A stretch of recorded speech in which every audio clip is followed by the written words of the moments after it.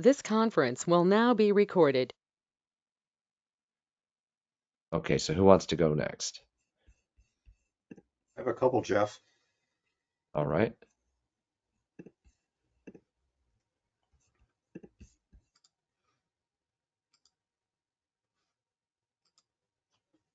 Can people see a cross-sectional CT scan here? One hopes. Yes. Okay. So this person has a low attenuation abnormality at the base here, which is, it looks very watery. It's very large. And if we look at it on coronal, you'll see that it's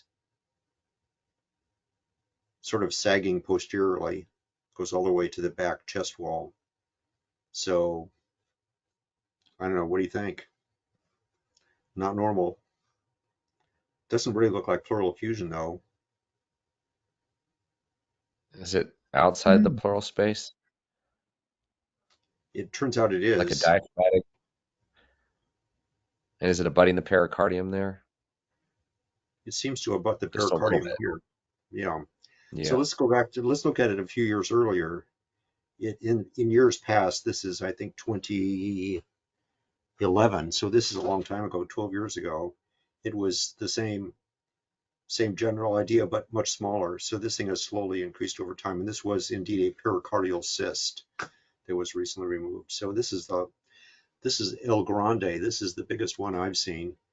And Why was it removed?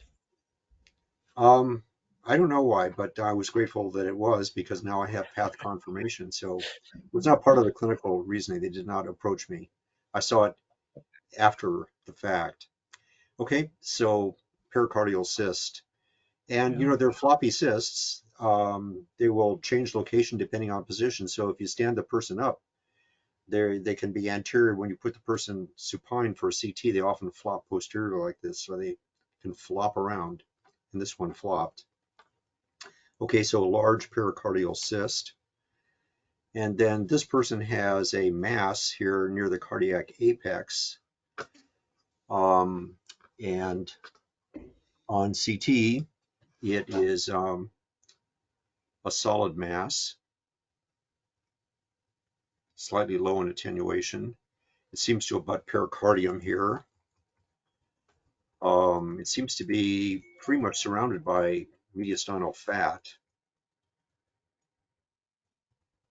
So it looks like it was approached as a mediastinal mass, and then they had to do a left thoracotomy to get a hold of this thing. They also found that it was adherent to the lung, so they resected en bloc part of the lung to make sure that they had good margins on this thing.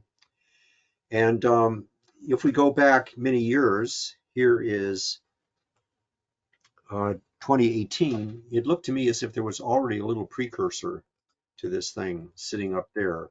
So this is the same thing, the same location. This was an abdominal CT to follow up on this woman who had a history of colon cancer. So this is part of the abdominal CT follow-up, but there is this lesion here that's enhancing. It's already in this location. So it slowly got bigger. That was 2018, and you can see that it was much bigger now in 2023. But this thing has really been there quite a while. And on the earliest imaging, it really, even before that 2018, it looked as if it was actually on the edge of the lung. It would look as if it might be in the pleura. It was indenting mediastinal fat, but it seemed to be mostly pleural. So this lesion turns out to be a solitary fibrous tumor, and it was benign. This one was resected. I think there was always a worry that this could be metastatic colon cancer, because these diaphragmatic nodes in this location can be involved with abdominal tumors. This was a solitary fibrous tumor. It was treated as a mediastinal mass. I think eventually it grew into the mediastinal fat, but its earliest location, I'm not showing you the earliest one. There was one or two earlier that would have been even more impressive. I think you would have seen this is really on the edge of the fat. So I think it could have been a pleural origin that eventually grew into the mediastinal fat and was then resected as a mediastinal lesion with some lung adherence to it. So a solitary fibrous tumor in an unusual location on this last CT before the resection seems to be mostly in the fat near the cardiac apex. So this is a pericardial lesion. I'm trying to establish a theme here. Okay. Let me show you this case of a chest wall mass that is a big lipoma. So this is quite a large lipoma. And I think they're called transthoracic. I think that's the term when they're on both sides of the intercostal muscle. So sometimes they're dumbbell shaped. You'll actually see a component that bulges in under the parietal pleura. And then you'll see the intercostal muscle, and then you see a component outside. So it can be a dumbbell shape. This one seems to be sort of one continuous sphere that is on both sides of intercostal muscle here. So I think that's called transthoracic. I'm not quite sure about that. Sometimes these things are called pleural lipomas, but that's really a misnomer. They don't arise from the pleura. They arise in the chest wall and they push the pleura inward. So I think they're chest wall lesions, not really pleural lipomas. And you can see the configuration nicely here. So that's quite a large lipoma. And then I would like to show you another pericardial case here. So in this situation, we have air in the pericardium, and it's a pretty elaborate history. This woman, years ago, I think like in the early 2000s, had gastric bypass surgery for weight loss, succeeded in losing a large amount of weight, did have a complication at the time, had to have a second operation. I'm not quite sure what the complication was, but then presented acutely in the last couple of weeks with chest pain and shortness of breath, has bilateral pleural effusions, has basal lung consolidation, maybe just atelectasis, maybe aspiration or something, and then has pneumopericardium.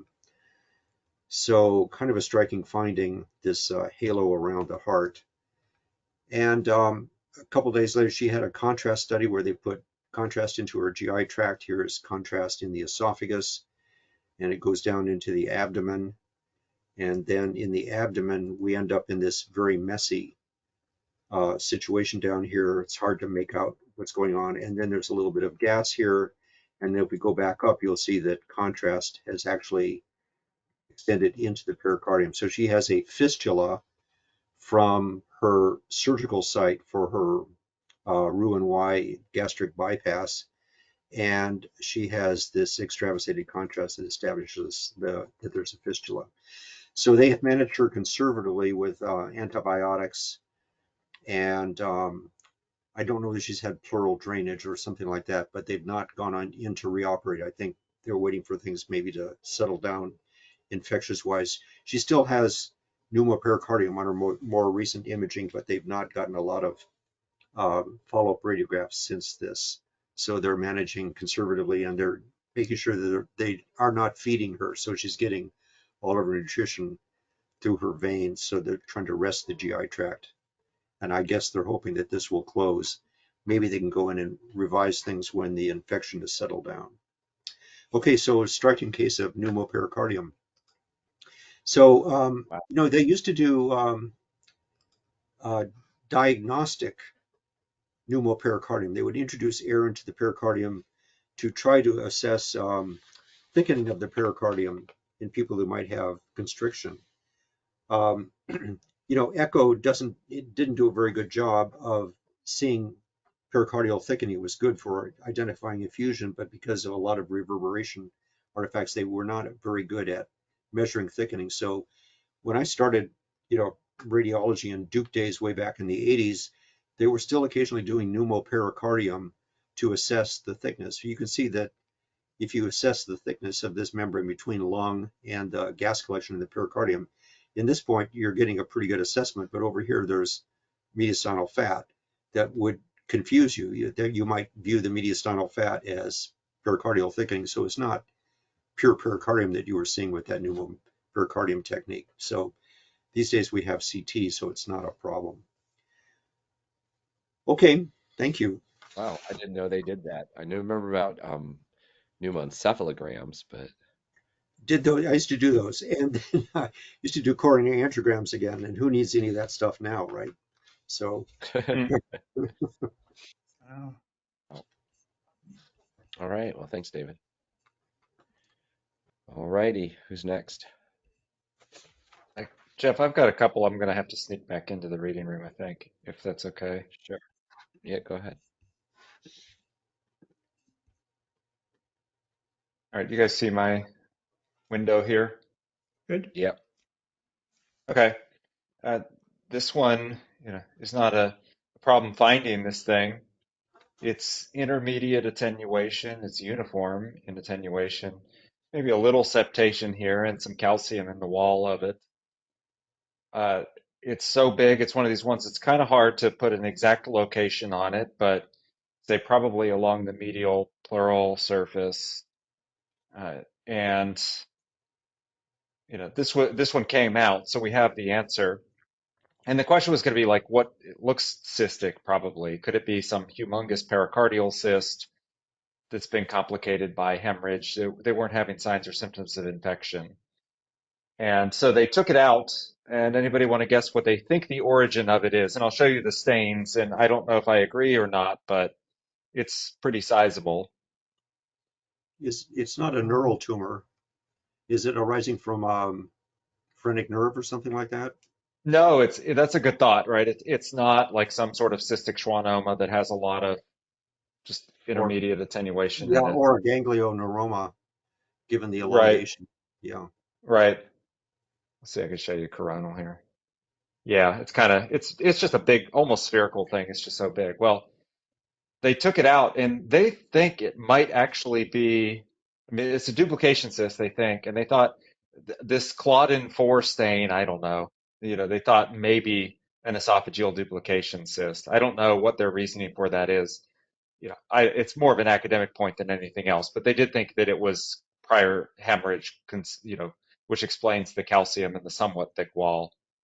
Um, looking at this thing, it never really comes closer to the esophagus than, a few millimeters. There's always a plane. Now, I don't know, again, that's why I just usually call foregut duplication cyst and let the pathologist decide if it's bronchogenic or esophageal. But, I thought maybe it was going to be a huge pericardial cyst where it was, but either way, it's academic. It's just a nice companion to what David showed.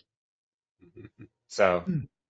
Oh, I don't know if anybody has comments or if they've seen similar things this large, or this is probably the biggest one I've Never ever that seen. big. No. The calcium is So odd too. yeah, just kind of how it's interrupted calcium in the wall. Yeah. But I think with the prior blood products, I think at least it's a nice path correlate that they had prior hemorrhage. And as no surprise, this was just an incidentaloma. so was there evidence Um, of previous hemorrhage on the path? Did they find yeah, hemocid or yeah, there anything like that? was. Yeah. Yeah, sorry. So they said, yes, degenerating thrombus cellular elements consistent with prior hemorrhage into the cyst, breakdown of red Right. blood cells. Yeah. All Okay. right, this one's an interesting one. Um, so actually, it started with this. This guy had, what was, originally called just diffuse sinus disease, and you can see he's got soft tissue. And so when this chest CT was discussed, this was, I think there was some bias based on the, presence of sinusitis. And you can see this guy's got bilateral, it's kind of, to some degree, it looks similar, like flame-shaped stuff to what Jeff was showing with the capices. This is not capices, and this guy doesn't have a history of HIV/AIDS. Uh, so with the sinusitis and bilateral nodules and whatnot, people were thinking, oh, maybe this could be GPA. These nodules got bigger, and then they do have some surrounding hemorrhage in them, or surrounding ground glass, maybe hemorrhage, or they're just halos. And this got worse. He didn't have signs of infection, had no immunocompromised state, and so of course, the question of GPA, not that was kind of where the differential started and stopped. Maybe metastatic disease if he had an extrathoracic primary. He didn't have renal disease, uh, So there was no renal insufficiency, no glomerulonephritis. He did not have any sort of upper airways disease. And so this was biopsied, and eventual diagnosis of a pretty rare disease was made. Any guesses what you guys think this is? Sinus Does he have an and asthma yeah, history? bronchograms, lymphoid, um, hemangioendothelioma, could be a dendritic cell tumor in the dendritic cell series of tumors. Yeah, right. In your lung, I mean, it was certainly deserved biopsy, and they actually ended up biopsying lung and sinus. And this was all a natural killer T cell lymphoma. Wow. So NK T cell lymphomas of the nares and of the sinuses are not uncommon. To have it spread to the lungs like this, there's only been a few instances where presumably this was the primary that metastasized to the lung. But it goes to show like that the anchoring bias, because everybody was thinking this must be GPA. It's a younger patient. They've got sinus disease and they've got bilateral lung stuff. But of course, you can have limited GPA without renal disease or without airway disease. But this all turned out to be lymphoma from natural killer T cells. Wow. Can we So see the lungs again? Did many of the lesions sure. have patent bronchi within them, or at least Yeah, the it's larger? interesting, Howard, because like some of them, it looks like there's some. They're more peribronchiolar here. Maybe, it's more like peribronchovascular, right? Even Well, yeah, some of here, the bigger lesions have vessels traversing them, so sure. the cells are growing around vessels, And and so we actually, have like this one, for example, looks like CT this is a pulmonary angiograms. vein that's growing around. Yeah, it's growing around things without Yeah, obstructing them. yeah. Can you go Yeah. back up to the So apices? How many lesions were up high, Travis? a few, not. Why do you ask that? Well, I'm just wondering if this is really metastatic in the usual sense of being bloodborne, or whether it's really just multifocal. You know, that Yeah. Yeah, it well, was in the sinus and it's in the lung there. too. Yeah, that's fair, right? Because it's like, yeah, since if you have lymphoma that involves everywhere, you don't call it metastatic. You just say it involves different nodal Bring- chains. Yeah. Interesting. Yeah, no real thymic involvement at all. So, I mean, yeah, Yeah. I think it's just a reminder, that lymphoma can involve the lungs. It can have this kind of soft appearance, as Howard was pointing out. It's not really obstructing things. It's just kind of surrounding. Yeah, Yeah. and In when particular. Jeff showed his Kaposi case, in the differential diagnosis of that was angioimmunoblastic lymphoma, which also affected the AIDS patients. That can also give you those sort of soft nodules, Yeah, and that same distribution, that perihilar distribution was also good for some of the AIDS-related lymphomas. yeah. So, and it just happened to be a rare natural killer cell variant. Mhm. This one, curious what you guys think is the source of this tissue here, or the reason it's in the thorax. This was referred to me by one of our pulmonologists because this is an outside patient, was referred to him, and the on the outside they diffed it, including what I think is the correct diagnosis, but they included some other things that you can see this lobulated soft tissue down here that's similar attenuation to liver or identical attenuation to liver. And you can even see a little vessel here. And I'll show you a better example on the abdomen CT. And this was diffed as either liver tissue or a sequestration. I think we can all pretty much agree this is not sequestered lung. There's no vessel feeding this thing. And I think that's better shown here. Oh, yeah. Did you lose me there for a second? Because I just Just got a to, Yeah, moment. just for a brief second. yeah, because I just got Sometimes the and it was being recorded. So this was diffed on the outside as either liver tissue or sequestration. not a sequestration. It looks like, unless you consider it to be sequestered liver in the thorax. But the question is, no history of trauma. Is this a congenital Bactylic hernia or a variant of a Bactylic hernia? Or there are rare cases of ectopic liver tissue in the thorax. You could see right here is a little bit of hepatic vein. Next to it, either portal vein or hepatic artery. I think that may be congenital ectopic liver because that vein passes right through that diaphragm or vessel there. I mean, it doesn't look like Yeah, there's a break in the diaphragm. Let's yeah, try. and that's, Let's look at coronal if we And could. also, it looks like its own little mini lobe. It's got like a little hilum and I everything. know, that's what I was thinking too. And, I don't know if we'll ever get, path proof on this. So the coronal, here you go. Yeah, I mean, That's a big you can see vessel to be right, a hernia. ah, yeah, and well, in two big vessels, right? Because there's the hepatic vein. Yeah, it doesn't look as if There's there's a the, hole in the diaphragm. There's not a break in diaphragm. It looks as if this vessel goes through it. So and I like the it idea of almost looks like uh, it's, being yeah, ectopic.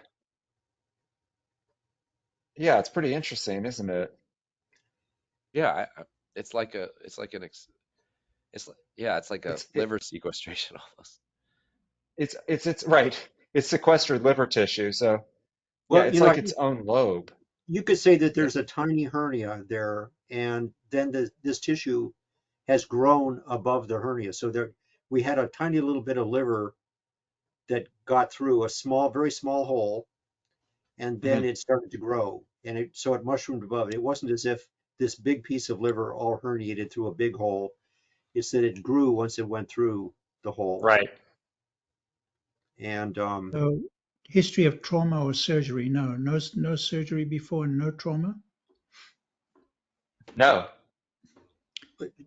Hmm. but I've been reading about the diaphragm, and they always say that there are these pores in the diaphragm. So I think this may be one of those pores. I'm skeptical about And that because it seems to me we'd have a lot of pneumothorax from pneumoperitoneum patients or people who get, you know, capnoperitoneum yeah. for surgery. We just don't see pneumothorax in those people, so I'm skeptical about this idea about pores. Or if there are pores, they're sealed over by peritoneum or by pleura. So, but yeah, Yeah. And it looks like liver on the other side of the diaphragm, but it might have gone through a very small hole and then early on and then grown.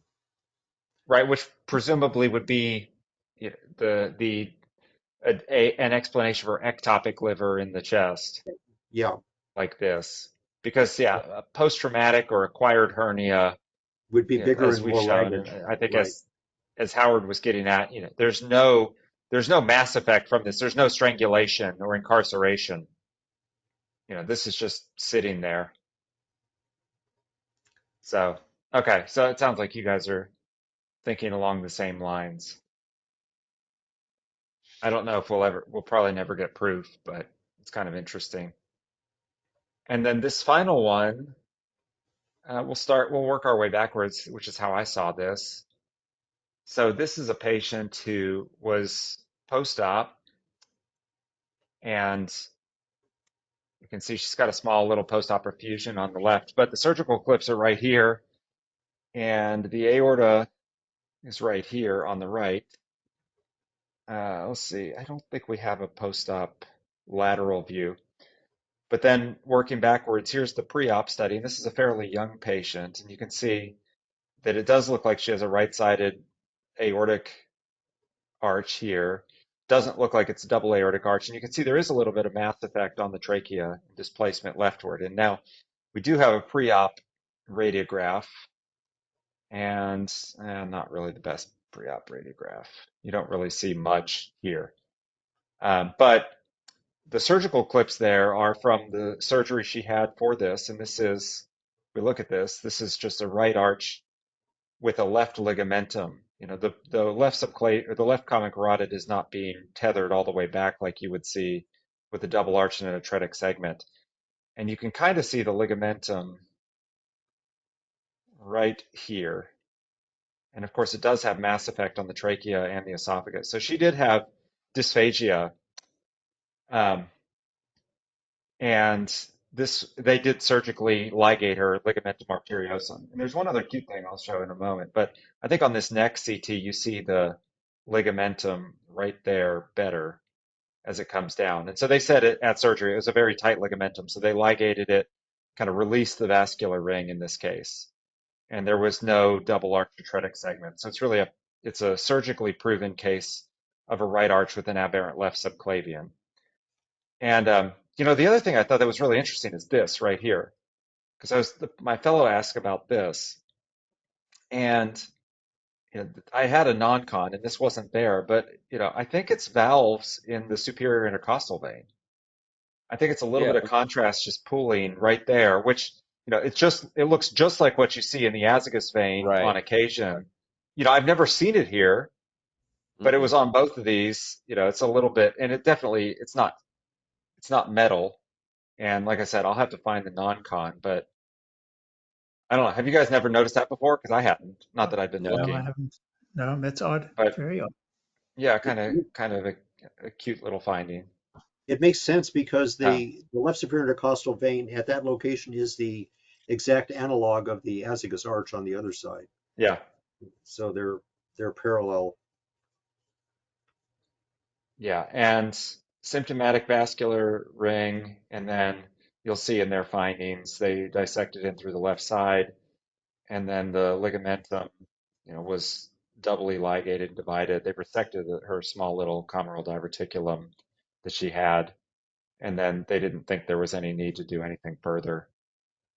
Um, but yeah, so very tight vascular ring or tight ligamentum. So Mm, Very just cool. very wanted to nice. include it since she had surgical proof. All right, I'll stop there, Jeff. Thanks, Travis. All right. Howard, do you have anything this week? I do. All right.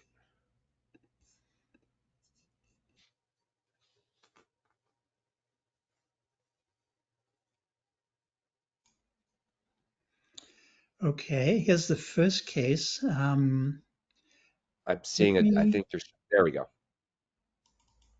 okay.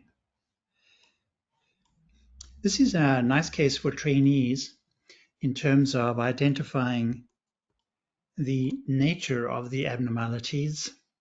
So you'll see, I'll just scroll through very quickly to show that it is multifocal and multi-lobar, right upper, left upper lobe particularly, left lower lobe particularly, and also some right lower lobe. So let's look at these opacities and see what we can make of them. Are they related to lung parenchyma, consolidation? And there's no trick about this. You just have to really go carefully. But anytime you see opacities that kind of look, particularly like this one, very tubular and even maybe branching tubular, one should think of airway pathology. Then you have to go back and basically go backwards and trace to see what this, for example, connects with. So let's say we go up now and look for airway pathology beyond just this.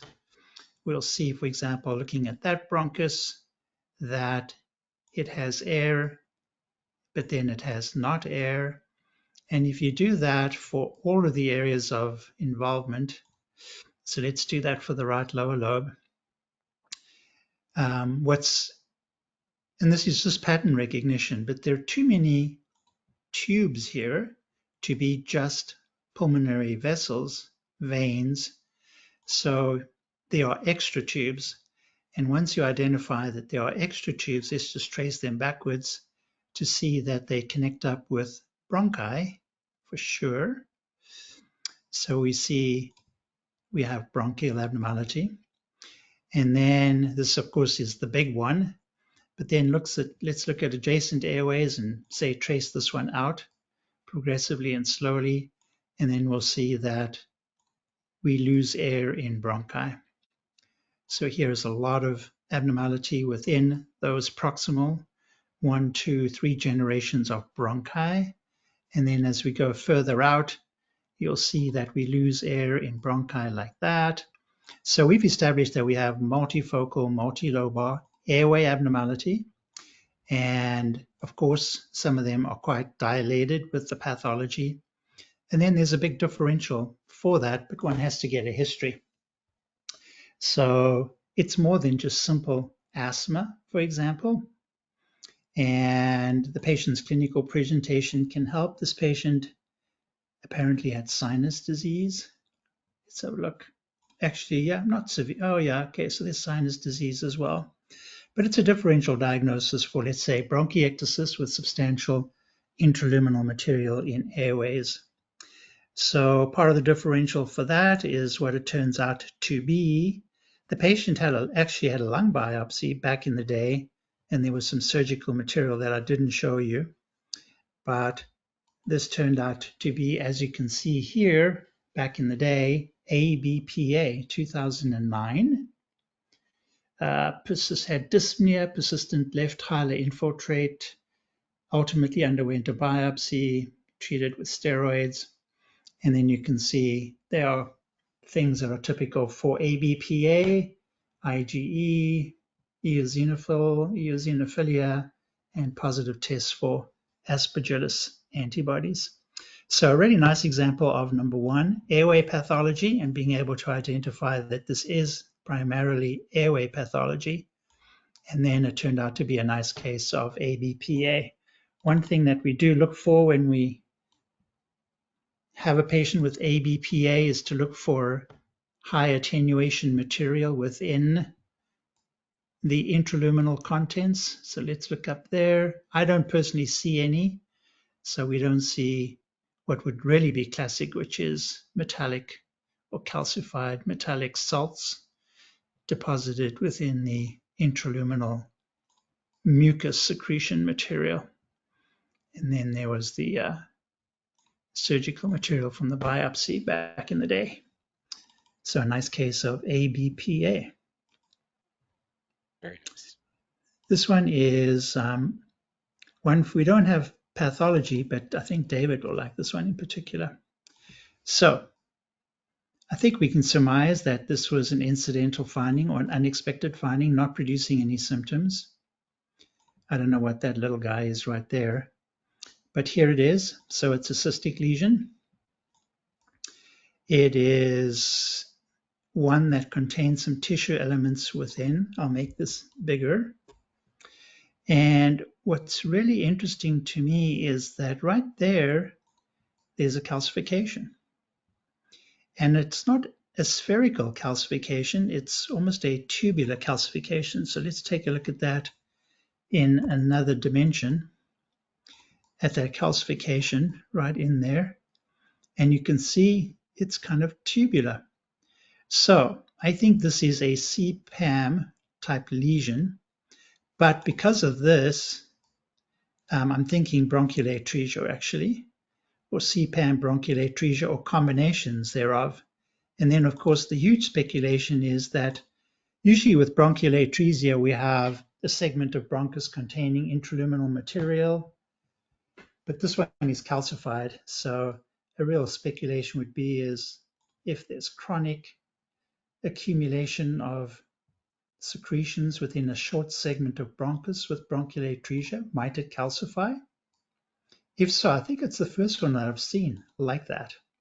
But what do you think about that idea?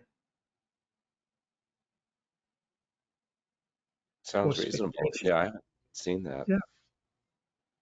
Yeah, I think it's the first one I've seen like that.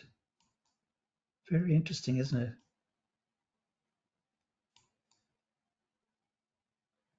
But otherwise, just a space-occupying benign lesion consistent with a congenital lesion. A curiosity to be sure. Okay, this one is a complicated case, but let me give you some context first with this pre-op. So a very large mediastinal mass. It's a big differential diagnosis for that.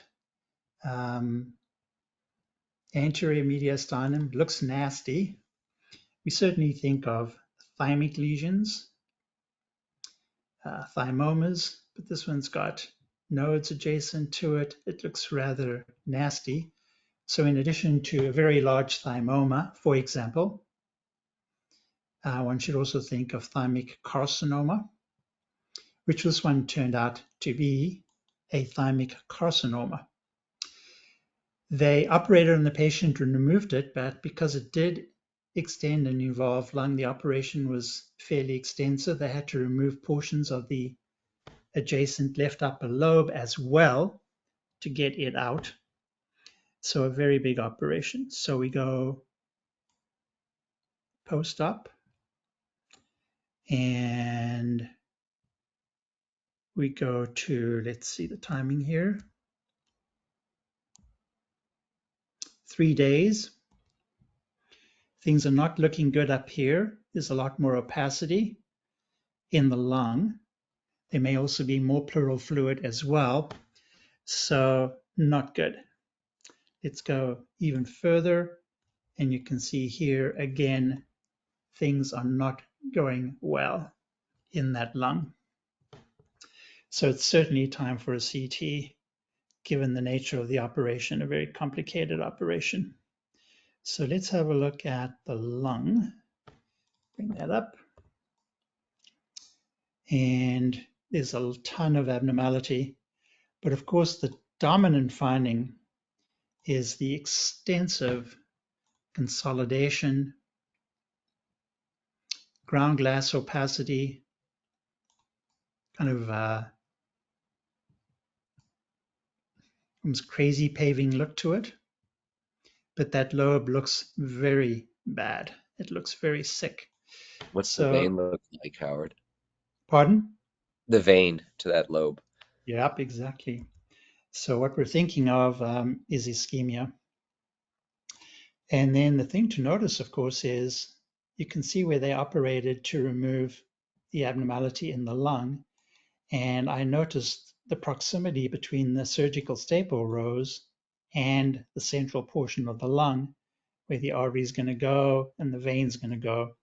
But with this appearance, very consistent with a very ischemic left upper lobe. So let's see here. Let me actually bring up the, what I'm going to do is bring up this alongside, and here we can see the left upper lobe. Here we got a nice vein. So we're going to look for both of those structures to see what we can see of both of them. And to be sure, as you scroll around and you look for that artery going up there, notice how close those surgical staples are to those structures. That artery doesn't go very far, and we can't really find a vein either that looks like that. So very abnormal. So I speculate that they've really stapled across structures, and how much vein, how much artery. So certainly the patient has to go back to surgery. Here is an excerpt of the op note.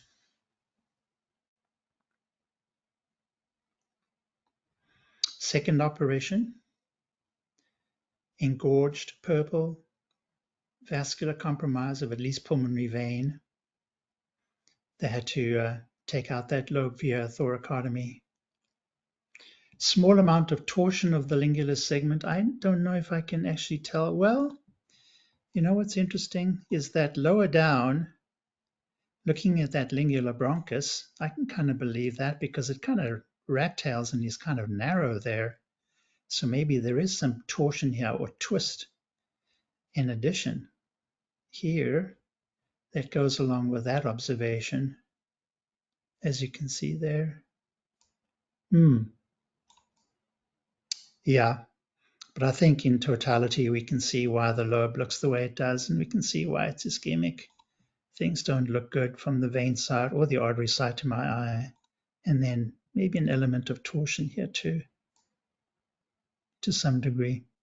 Pretty dramatic, huh? Yeah, Yeah, it's a pretty dramatic. pretty big area involved. Yeah, yeah. So that turned out to be a thymic carcinoma squamous cell, huh? Let's have a look. Go and go back in time.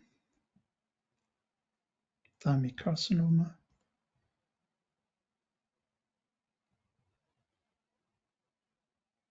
P63.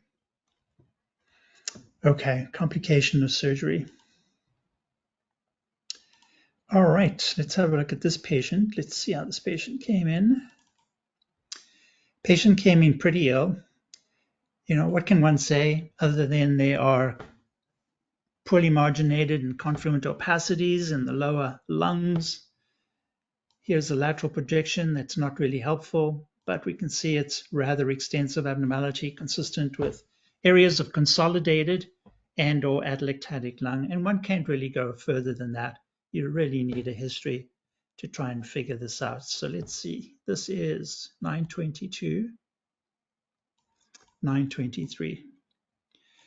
We can see that not only the lung bases are involved, but there is involvement of the upper lobes as well, the mid lungs, yes, very extensive in the lower lungs, where we have consolidative opacities, ground glass opacities, confluent opacities, air bronchograms, very abnormal. Certainly not the appearance of everyday lobar pneumonia, but we need to have a history. The patient's presentation was not that of an acute febrile respiratory illness. And of course, there's a very big differential diagnosis for that, but history is going to be really important. But usually I tell my residents when you see that you really need to open up the medical record and get whatever information you can get, because there's nothing about this to my eye that allows you to make a diagnosis. And here I will show you that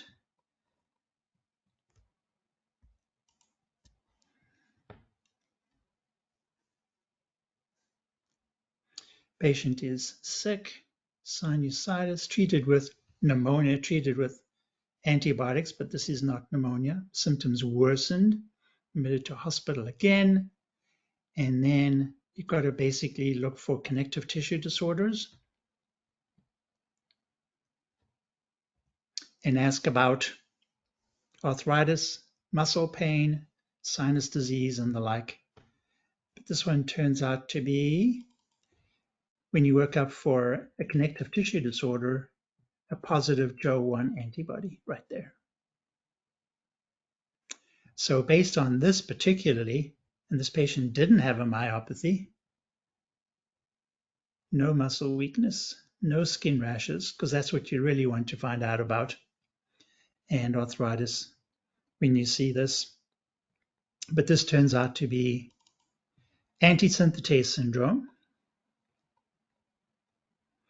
and they treated with immunosuppressive medications and things got better. Let's see which is the last one I have here and the timing of it. So a couple years, this at diagnosis, still abnormal, but a whole lot better. Now, if you just had this one and you had an inkling the patient had a connective tissue disorder, you would wonder about a cellular NSIP pattern. But this is so much abnormality that I think undoubtedly just a plain cellular NSIP would not produce this. There really ought to be large areas of organizing pneumonia. So a combination of pathologic organizing pneumonia and NSIP, both in combination, extensive, very consistent with the opacities that we see there. And I know we've shown quite a few cases of anti-synthetase syndrome, and the more serious cases often look exactly like this, Jeff, right? I think you've shown a few that are Yeah, pretty much identical to this, aren't they? Yeah, like that. for sure. Yeah. That's a nice case. All right. Very good. Okay. All right. Well, it's just about the hour. So thank you, everybody. Good to be back, and talk to you next week. Okay. Cheers. Bye. Thanks, everyone.